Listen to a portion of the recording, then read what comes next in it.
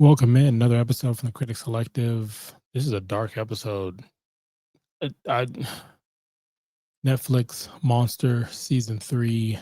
But before we get into that, hit the subscribe button, like, follow, comment for more. Critics Collective. Notification bells on. Check the link for descriptions. We get a kickback for that. Appreciate that.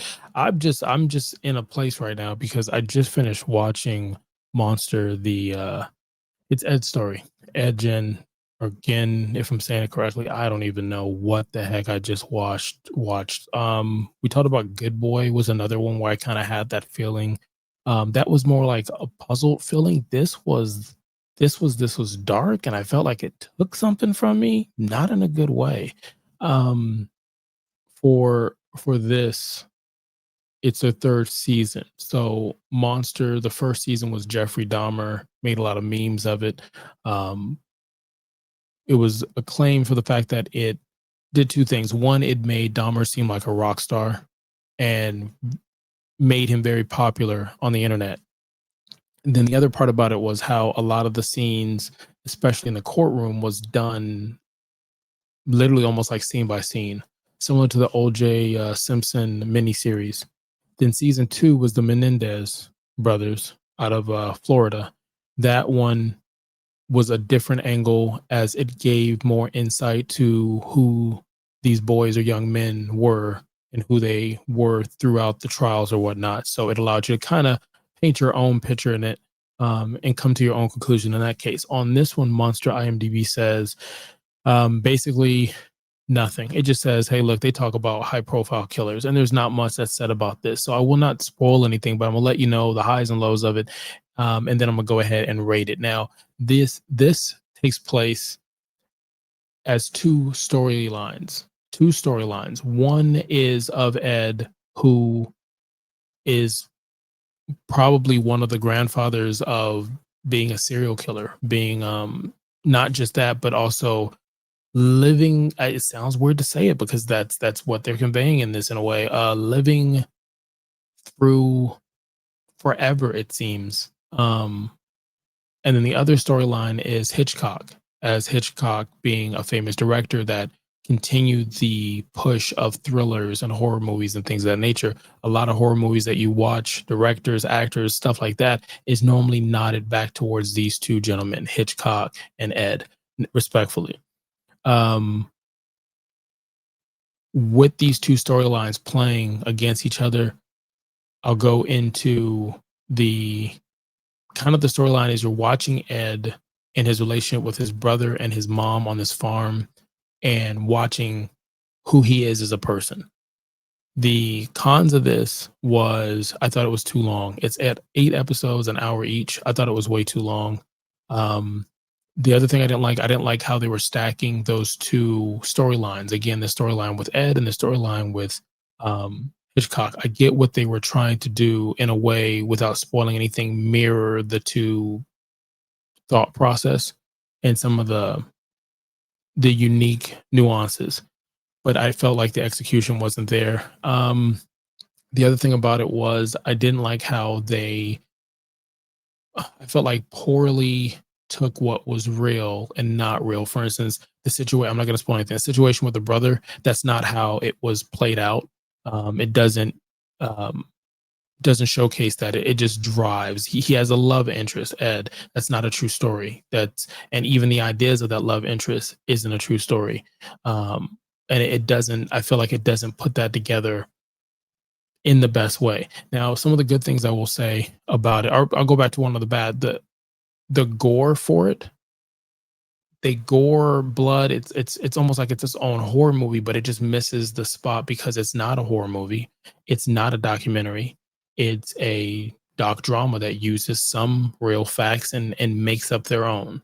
And there's nothing wrong with that when you understand. Again, it's not a documentary.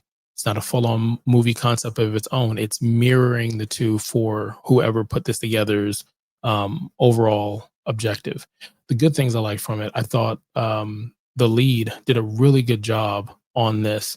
The gentleman that played Ed, actually, we've seen him in a handful of other stuff, but Charlie, who was Jack Teller on Sons of Anarchy. Now, I was expecting to see Jack Teller. It's hard to see someone who's played a role like, you know, who can think of like Zach from Saved by the Bell when he went on to play in was it NYPD Blue or whatever the case is. They get typecast. Like think Jaleel White. Every time you see him in something, it's like, oh, there's Steve Urkel. The thing with him was that's what I thought was going to happen, and then you're introduced with this character wearing something interesting and hanging near a door, and that's I want to say your first time seeing this person.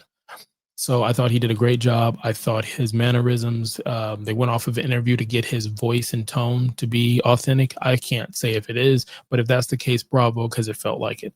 Um, I enjoy true crimes. I mean, who doesn't? So watching the farm and the cap that he was wearing, it comes from the pictures almost like perfectly the way the house was set up, and I thought that was cool. I respected that, though the storyline wasn't exact. I see where they were getting stuff. So other than that, I mean, I guess before I rate it, I think the thing that would have really put this I guess, more well deserved if they were going for horror, if they were going for pop culture, is when you added Hitchcock in there towards the middle of this, respectfully, there should have been a call to pop culture and kind of what was happening in the future. I think that would have been really cool. And I don't mean cool, like people, people lost their lives because he did kill people. He robbed graves, things of that nature. But what I mean is you're looking at a character that is responsible for driving the horror movie genre, thrillers and things of that nature. He's significantly the reason why you get Hitchcock's movie Psycho, 1960, the Chainsaw Massacre. So the video games and everything you saw in the movie from the 1974 and on, that's him. The Leatherface, things of that nature. Silence of the Lamb, Wild Bill, that's 1991. You also get him mentioned in Mindhunters. Yeah, Mindhunters, which was that FBI, which I don't know why I didn't keep that going. It was a slow burn, but it was really good about learning how they profile people in general. And so it was interesting because they used him as a marker to kind of get the idea of profiling people. So in pop culture and in movies, he has started something. So that's what I meant by like he lives forever in a way. But let's go ahead and rate this. We rate from a 0 to 5, 5 being super, super scary. No, it's excellent. And 0 being horrible and everything in between. So we're talking about Monster. It's a TV series that came out in 2022, about 8 episodes each season. This is for the third season, dealing with Ed, basically aka Leatherface, basically just a an individual who in real life lived out the rest of his days in prison, but because they said he was mentally unstable, he just lived there until he got lung cancer and passed away. But his creepy stories play on as horror movies continue. What do I rate this? I rate this a 2. It was just tough to watch. It's very long and drawn out. I'm okay with them not sticking to the true story. Cool. But the execution just wasn't there. I see what they were trying to do. At one point, they mix a character, the character that plays Ed in the Psycho movie. Hitchcock is basically saying, I chose you because, like Ed, you have a secret and it's dark and you would love to protect it. And so you understand how to be a monster, right? But this actor's secret was just that he was gay. So I don't understand what they were trying to convey in it, what they were trying to I don't know, but I just felt like it missed, and I don't think this is going to be something a lot of people talk about. The other thing about it is, I don't know. That's it. That's all I got. I mean, you could have been anywhere in the world, and you're here. Monster, Netflix exclusive.